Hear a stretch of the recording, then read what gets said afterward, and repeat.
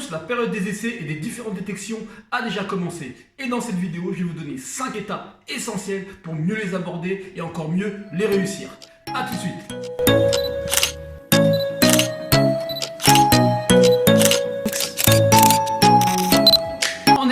D'être prêt physiquement va vous permettre de répéter les courses à haute intensité, étant donné que vous allez sûrement faire beaucoup plus d'efforts que vous le faites avec votre club, et cela va également vous permettre d'être mieux techniquement et tactiquement, comme on sait que quand on est bien physiquement, on est capable d'être beaucoup plus lucide sur le plan technique et d'être beaucoup plus efficace sur le plan tactique.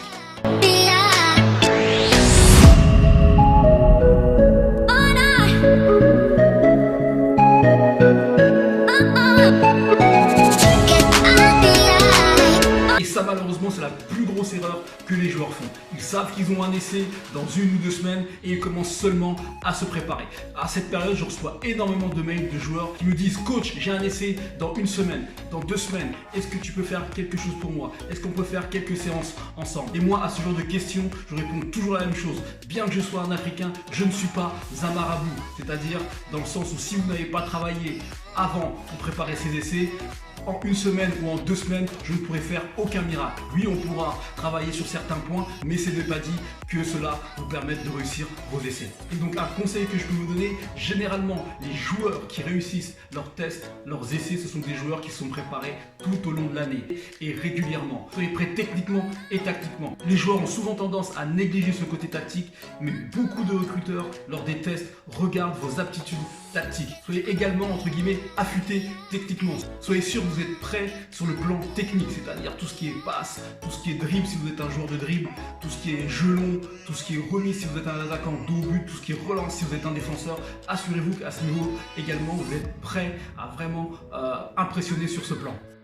Et là, c'est encore une erreur qu'on voit souvent lors des détections ou des tests, c'est les joueurs qui essayent de s'inventer une vie, c'est-à-dire de jouer un jeu qui n'est pas le leur. C'est-à-dire, par exemple, si vous êtes défenseur central, essayez de dribbler en tant que dernier défenseur.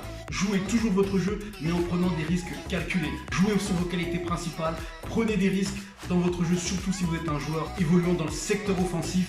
N'ayez pas peur de prendre des risques, tout en respectant le jeu, c'est-à-dire faire la passe au bon moment, c'est-à-dire que quand vous devez faire la passe, quand vous devez frapper, mais respectez toujours le jeu.